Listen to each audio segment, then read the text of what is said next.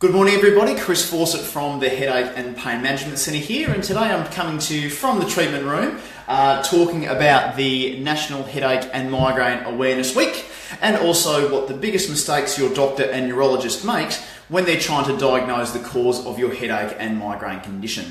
Now, what the National Headache and Migraine Awareness Week is all about is the Brain Foundation, which is a part of Headache Australia, which is run by a bunch of neurologists, talking about the causes and the new treatments when it comes to treating headache and migraine conditions. Now, what we're talking about today is a few alternatives. We're talking drug-free, and we're talking about getting to the bottom of what's causing your headache and migraine condition. Now, it's a well-known fact that headaches and migraines are actually diagnosed symptomatically. They're actually diagnosed by a list of symptoms. So with a migraine, it's a throbbing, pulsating, one-sided headache that can last for somewhere between 4 and 72 hours, which causes either sensitive to light, sensitive to sound, or reversible neurological symptoms that are completely reversible.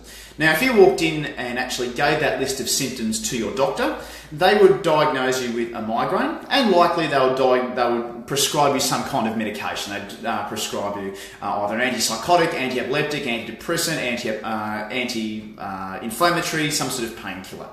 Now, this isn't actually getting to the bottom of what's happening. It's actually not getting to the cause. It's actually not telling you anything more about why your headache is there.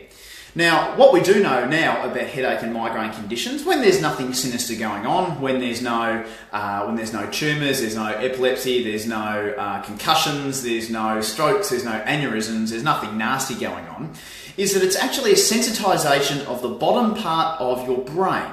Now, that bottom part of your brain takes in all of the information from the top lip all the way up and over to the back of your neck. So what that means is that any of those nerves in that area can cause a headache to happen. And when you have a tension headache, a migraine with, or even hormonal headache or vestibular headache or cluster headache, it's a sensitization of those nerves that is causing your headaches to happen. Now, the biggest mistakes that doctors and neurologists make is that they don't actually consider anything outside your brain as being the cause of your headache. Now, here's the sort of ironic thing here is that, yes, even though, all sensation is being produced by your brain, the actual cause of most headache and migraine conditions is outside the brain. So it could be, and it's usually, the top 3 joints of your neck that's causing it, a stiffness in the joints, a tightness of the muscles, or just a lack of movement in general of those joints. It can be something to do with your jaw, or it could be the muscles of your scalp. This is why Botox is becoming very popular, because basically they've worked out that, if they inject certain things and certain muscles that you might get an improvement.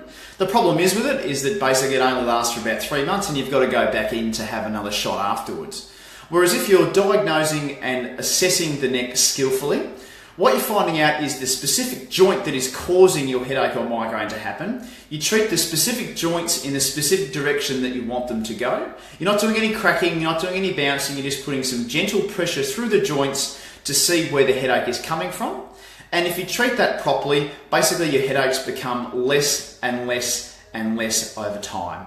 Because basically what your brain learns is that your neck is able to move, it's safe to move, and the danger signals that are coming from your neck into that brain stem and into your brain are no longer going in there, and your headache and migraine becomes a thing of the past. So, next time you go and get your neck looked at by any professional, ask them if your neck could be a possible cause.